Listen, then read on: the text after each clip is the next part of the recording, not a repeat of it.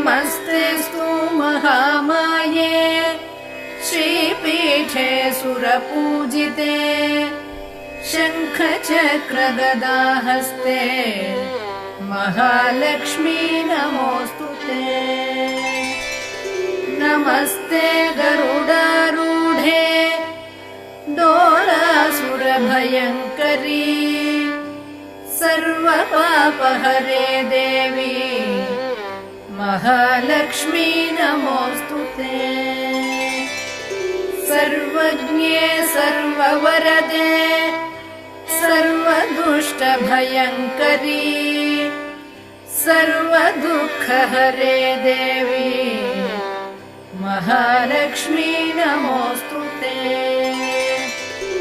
सिद्धिबुद्धिप्रदे देवी भुक्ति